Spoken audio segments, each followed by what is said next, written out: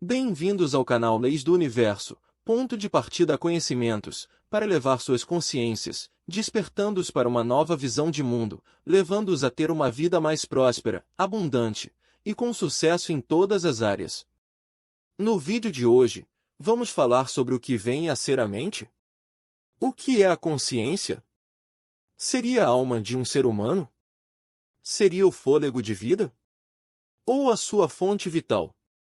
Através de estudos da neurociência, abordaremos brevemente neste vídeo sobre estudos de evidências de uma consciência além do cérebro. Mas antes, se inscreva no canal e ative o sininho das notificações. Neurociência é o estudo científico do sistema nervoso, um dos sistemas mais complexos do corpo humano. Tradicionalmente, a neurociência tem sido vista como um ramo da biologia. O termo neurobiologia geralmente é usado de modo alternado com o termo neurociência, embora o primeiro se refira especificamente à biologia do sistema nervoso, enquanto o último se refere à inteira ciência do sistema nervoso. Nos últimos anos, a neurociência tem assumido sua posição materialista, há muito já implícita. O materialismo científico tem decretado a morte da mente. Aos poucos foi sendo substituído o conceito de mente pelo de cérebro. Os materialistas acreditam que a mente não existe como uma entidade separada, é meramente um estado do cérebro, causada tão somente por neurônios e neuroquímica. É de se esperar que as explicações científicas acerca das maravilhas da mente humana e do cérebro encontrem respostas na teoria da evolução de Charles Darwin por meio dos mecanismos de seleção natural.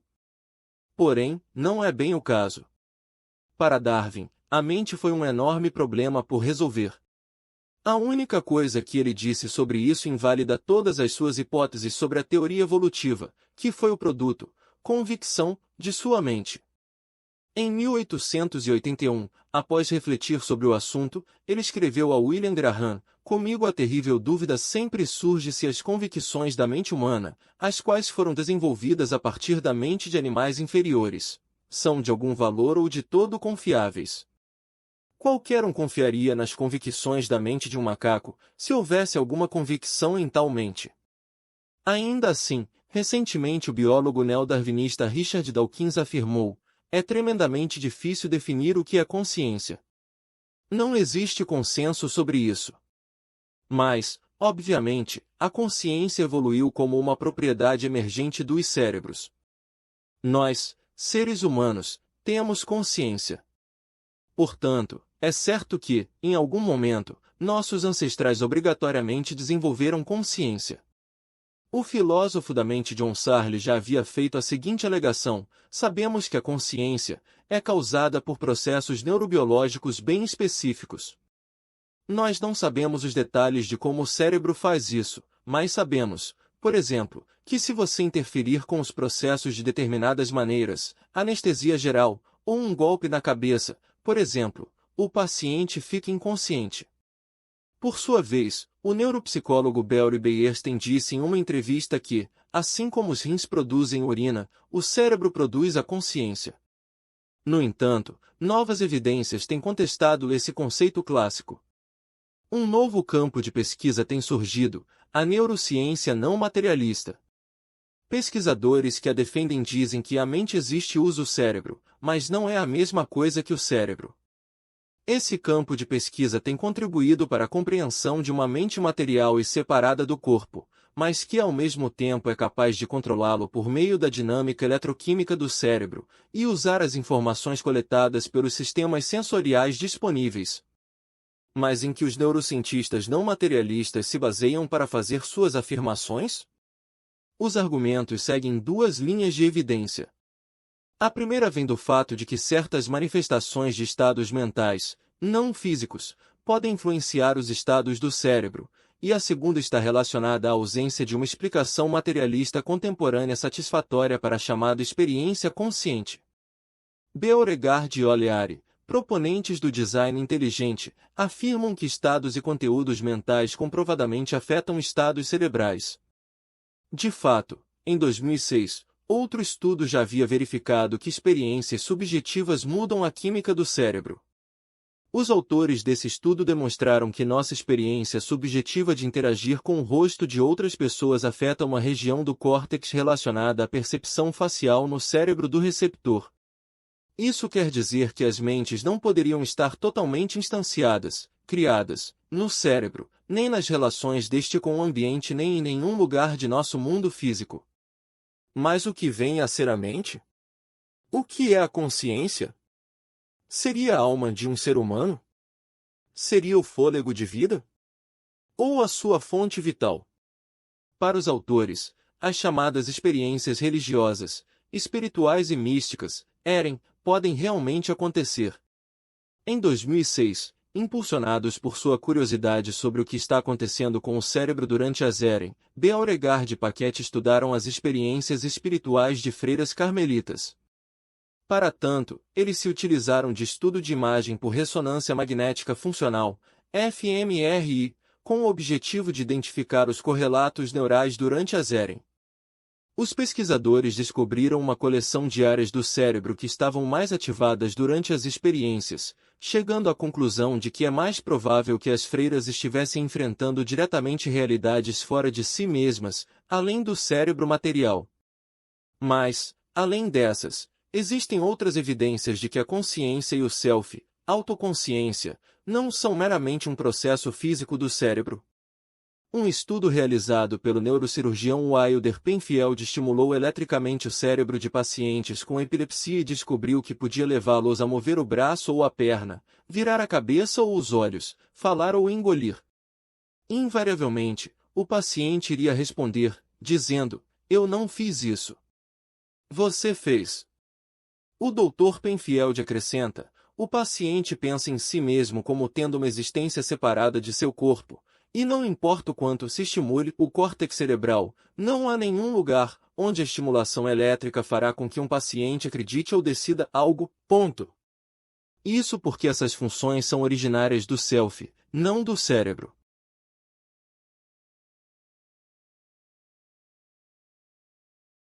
Roger Sperry e colaboradores estudaram a diferença entre os hemisférios cerebrais esquerdo e direito e descobriram também que a mente tem um poder causal independente das atividades do cérebro, o que os levou a concluir que o materialismo era falso. Outro estudo mostrou um atraso entre o tempo de um choque elétrico aplicado na pele, sua chegada ao córtex cerebral e a percepção de autoconsciência da pessoa. Isso sugere que a experiência subjetiva é mais do que apenas uma máquina que reage aos estímulos recebidos pelo cérebro. O autor do estudo, Lawrence Wood, disse que por essas e outras razões é que muitos cientistas do cérebro têm sido obrigados a postular a existência de uma mente material, mesmo que eles não tenham uma crença em vida pós-morte. A neurociência tem contribuído significativamente com geração de dados neurofuncionais relativos a Andrew Neverg é considerado o pai de um novo ramo da neurociência que estuda os efeitos da espiritualidade no cérebro, a neuroteologia. Em 2009, ele publicou os resultados de uma pesquisa realizada ao longo de 15 anos. Foi analisada, por meio de tomografia cerebral, tomógrafo por SECT, a atividade do cérebro de religiosos de diversas crenças e ateus durante uma oração e meditação. Foram observados diferentes padrões de atividades neuronais entre crentes em um ser inteligente, chamando de Deus, e não crentes. Para Neverg, Deus pode modificar seu cérebro, não importa se você é cristão ou judeu, muçulmano ou hinduísta, agnóstico ou ateu. Ademais, o cérebro é programado para acreditar em Deus, fato considerado fundamental para a sobrevivência da espécie humana. Outra linha de pesquisa está associada à investigação dos fenômenos mediúnicos em que, supostamente, a consciência e a volição do médium estão atenuadas ou mesmo dissociadas. Em 2012, um estudo analisou o fluxo sanguíneo cerebral, CBF, de 10 médios brasileiros durante a prática de psicografia. O método utilizado foi o de neuroimageamento por meio da tomografia por emissão de fóton único. Os resultados mostraram uma diminuição na atividade nas redes atencionais durante a o que levou os cientistas a considerar mente e cérebro como coisas diferentes ao dizer que devemos melhorar a nossa compreensão da mente e sua relação com o cérebro. Além disso, existe uma linha de pesquisa na neurociência não materialista relacionada às experiências de quase morte, EQM. Em 2013, um estudo norte-americano afirmou que EQM são tipos de EREM vívidas, realísticas, que frequentemente promovem mudanças profundas na vida de pessoas que estiveram fisiológica ou psicologicamente próximas da morte. As EQM por vezes ocorrem durante uma parada cardíaca, na ausência de atividade cerebral detectável. Os autores da pesquisa revisaram estudos prospectivos e descobriram uma incidência média de 10% a 20% de EQM induzidas por paradas cardíacas.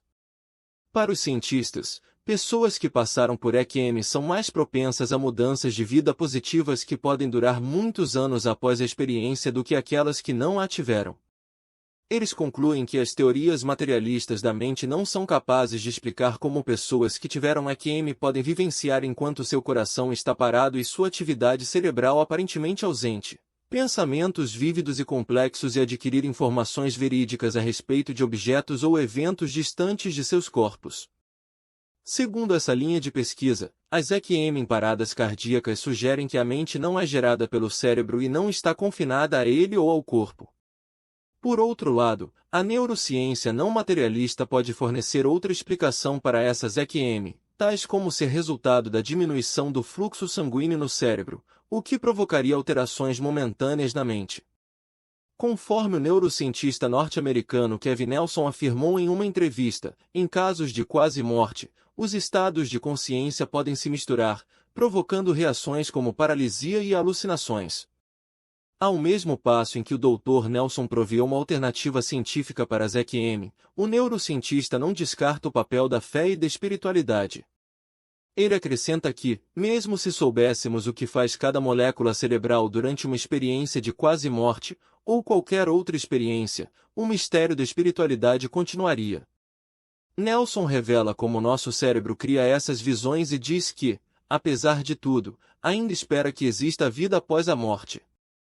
A física quântica é outra das linhas de pesquisa da neurociência não física, a qual nos diz que a realidade não é fixa, partículas subatômicas só passam a existir quando elas são observadas. Assim, em 2013, um estudo norte-americano analisou a consciência por meio de vários tipos de sistemas ópticos de dupla fenda. A mecânica quântica, linha tomada como base para o estudo, sugere que existe uma consciência, e que ela pode desempenhar um papel fundamental na forma como o mundo físico se manifesta. Isso não significa que a consciência humana, literalmente, criaria a realidade, mas ela sugere que há mais consciência do que está implícito hoje nos livros didáticos. Para os autores, o ato de observar um objeto cotidiano influenciaria as suas propriedades.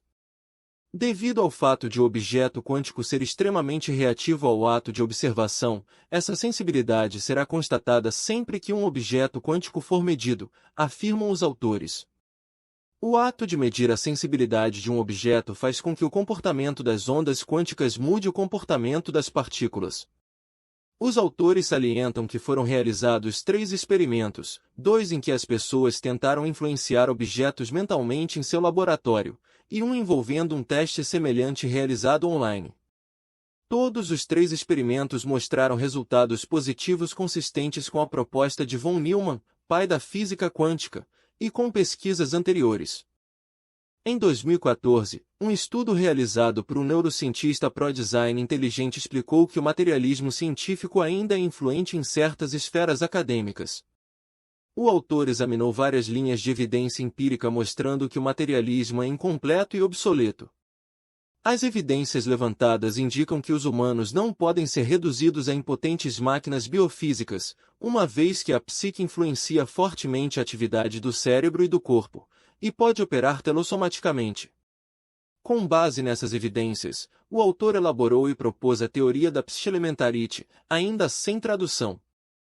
Essa teoria sugere que a psique desempenha um papel primordial na forma como o universo funciona, o equivalente à matéria, energia e espaço-tempo. Além disso, afirma que a psique não pode ser reduzida a processos físicos ou a uma posição reducionista. A teoria abrange uma série de fenômenos psicofísicos supostamente bem estudados, que são reinterpretados à luz de uma perspectiva pós-materialista. Também inclui fenômenos anômalos que são rejeitados pelos materialistas.